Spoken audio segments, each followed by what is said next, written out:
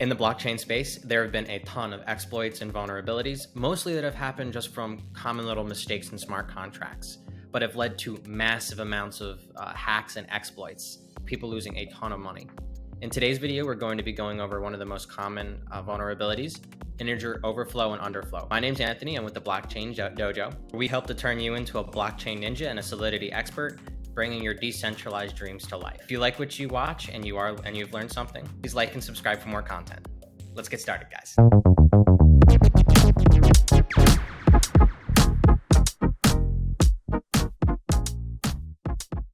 Today we're going to be going over integer underflow and overflow.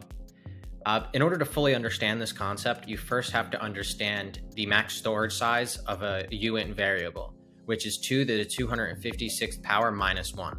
So it's a very, very large number.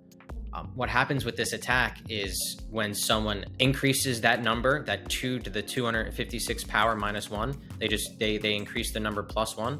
The storage variable cannot store any more data and actually reverts the number back to 0. Underflow works the same way, except just by going from 0 backwards to the max integer number. While this exploit was more common in the previous versions of Solidity, with Solidity version 0.8 and higher, the safe math library was actually automatically built into the arithmetic operators. Ultimately, what this means is it has overflow and underflow checks and balances to ensure that you can't go over the max integer amount or under. With this example, the exploit actually has to do with this statement right here, the require block.timestamp to be greater than lock time of message.sender, as well as the increased lock time function right here.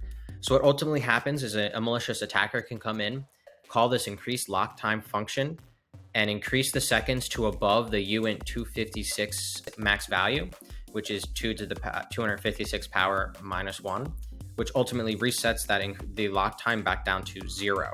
Once the lock time is back down at 0, a user is able to withdraw without any penalties, clearing this timestamp requirement. Thankfully, the mitigation steps on this one are pretty easy. As long as you're using a Solidity version of 0.8 or higher, the safe math library is automatically built in, checking for the overflow and underflow validation. Alternatively, if you are using a version of Solidity that is prior to the 0.8 version, you can use the safe math library and use that for your uint 256 variables. Thanks to everyone who stayed to the end and watched. I hope you guys learned something. This was the integer overflow and underflow vulnerability, the second video in a very long series where we'll be going over all of the top 50 smart contract vulnerabilities and security issues and how to actually mitigate them. Once again, my name is Anthony with the Blockchain Dojo. Please like and subscribe for more content, and feel free to message us on our social media platforms or comment with any video suggestions or what tutorials you'd like to see next.